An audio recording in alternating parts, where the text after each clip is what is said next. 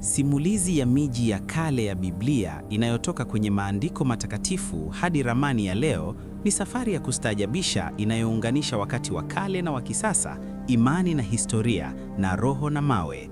Hii si simulizi tu ya majengo yaliyoanguka au miji iliyobadilika majina, bali ni ushuhuda wa jinsi Mungu anavyofanya kazi katika maisha ya wanadamu kupitia maeneo halisi yanayoweza kutembelewa leo.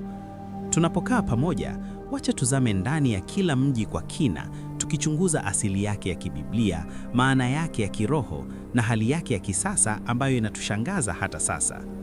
Moja, Edeni, mwanzo wa miji yote, bustani ya Mungu.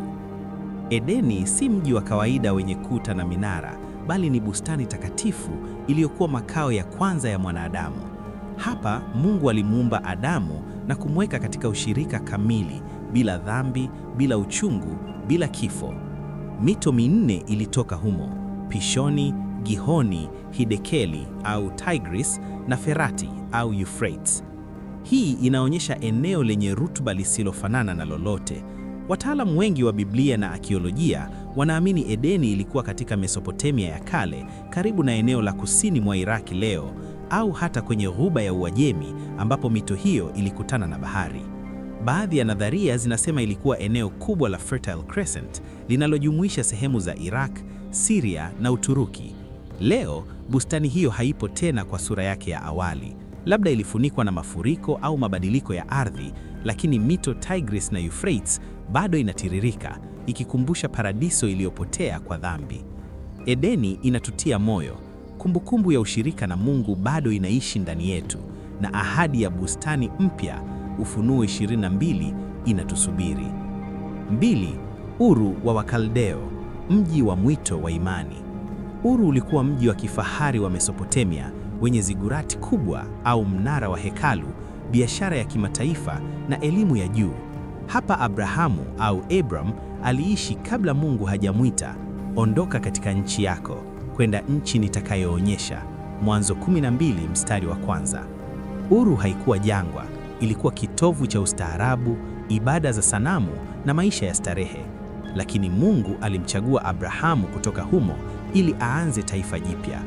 Leo magofu ya Uru yapo kusini mwa Iraq, karibu na mji wa Nasiria, na zigurati yake kubwa ambayo ilijengwa upya kidogo bado inasimama kama ishara ya enzi ya kale. Unapotembelea, unaweza kuona mawe yale yale ambayo Abrahamu aliyatazama.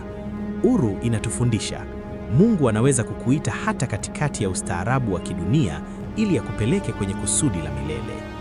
3. Babeli, mji wa kiburi na mkanganyiko. Babeli ni ishara ya kiburi cha mwanadamu. Walijenga mnara ili tufike mbinguni bila Mungu. Mwanzo 11 mstari wa 4. Mungu akachanganya lugha zao na mkanganyiko au Babel ukazaliwa. Babeli ilikuwa mji mkuu wa himaya kubwa na baadaye ikawa ishara ya ufalme unaompinga Mungu. Ufunuo 17 hadi 18. Leo magofu yake yapo karibu na Baghdad, Iraq, na sehemu zake zimegunduliwa na wanaakiolojia. Mnara wa Babeli unaweza kuwa msukumo wa zigurati kubwa za Mesopotamia. Inashangaza kuona jinsi kiburi cha kale kinavyofanana na changamoto za leo. Binadamu bado wanajaribu kujenga mbinguni bila Mungu.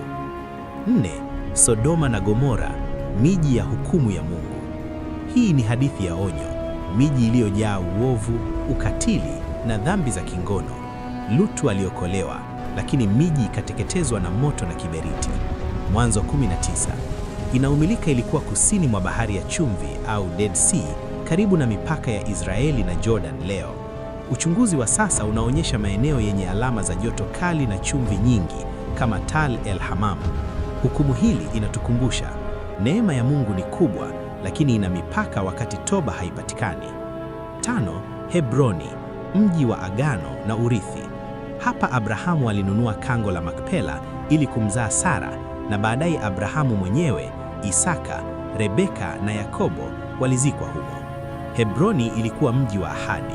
Leo iko ukingo wa magharibi, West Bank, na kango la Makpela bado ni mahali patakatifu kwa Wayahudi, Waislamu na Wakristo. Ni moja ya miji ya kale inayokaliwa bila kukoma kwa miaka. Inashangaza kuona jinsi ahadi ya Mungu inavyodumu hadi leo. 6. Memphis, moyo wa Misri ya kale. Memphis ilikuwa mji mkuu wa Misri wakati wa utumwa wa Israeliti. Hapa Farao alitawala na Yusufu alipandishwa cheo. Baadaye maajabu 10 yalitokea hapa.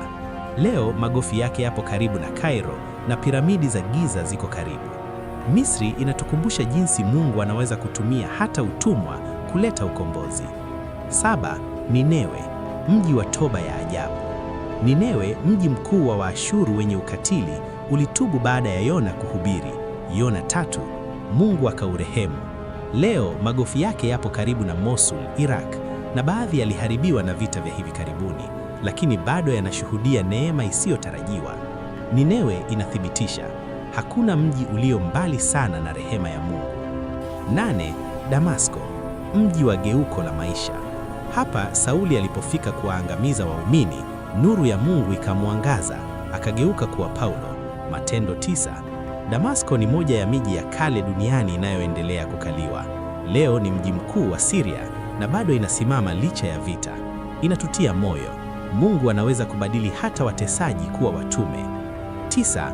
Samaria, mji wa ibada iliyochanganya. Samaria ilikuwa mji mkuu wa Israeli ya kusini, ikichanganya ibada ya Mungu na sanamu. Yesu alizungumza na mwanamke Samaria karibu na kisima hapa, Yohana 4, akivunja mipaka ya dini. Leo eneo la Samaria liko Israeli au West Bank. Inatufundisha juu ya neema inayovuka vizuizi vya dini na kabila. 10. Yerusalemu, mji mtukufu wa milele. Yerusalemu ni hoyo ya Biblia, mji wa Daudi, hekalu, kusulubishwa na ufufuo wa Yesu na ahadi ya Yerusalemu mpya, Ufunuo 21. Leo ni mji mkuu wa Israeli, wenye mvuto mkubwa, lakini bado ni kitovu cha imani 3 kuu. Kila kona inazungumza historia na unabii. 11. Bethlehemu, mji mdogo, mpango mkubwa. Mwezi mdogo wa Yuda, from you shall come a ruler. Mika 5 mstari wa 2. Hapa Yesu alizaliwa. Leo iko West Bank na kanisa la kuzaliwa bado linatembelewa. Inashangaza, Mungu anachagua yaliyodharauliwa ili kuleta wokovu. 12. Nazareti, mji uliopuuziwa. Can anything good come out of Nazareth? Yohana 1 mstari wa 19. Hapa Yesu alikulia. Leo ni mji wa Israeli kusini na makanisa na maeneo takatifu. 13. Kapernaumu, makao ya huduma ya Yesu. Hapa Yesu alifanya miujiza mingi, lakini mji haukutubu. Leo magofu yapo kando kando ya bahari ya Galilaya na bado unaweza kuona sinagogi la kale. 14. Antiokia, kitovu cha kanisa la mataifa. Hapa wanafunzi waliitwa Kristo kwa mara ya kwanza. Matendo 11. Leo ni Antakia, Turuki. 15. Korintho, mji wa anasa na neema, mji wa dhambi, lakini kanisa lenye karama liliimarika. Leo ni Ugiriki na magofu yanashangaza. 16. Efeso, mji wa mapambano ya kiroho. Hekalu la Artemi ilikuwa moja ya maajabu ya dunia. Hapa Paulo alihubiri. Leo magofu yapo Turuki.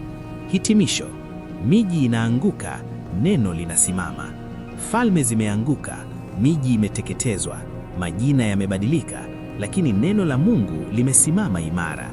Leo tunapotazama ramani, Iraq ina Uru na Babeli, Syria ina Damasko, Israeli ina Yerusalemu na Bethlehemu, Turuki ina Efeso na Antiokia, Ugiriki ina Korintho, Misri ina Memphis.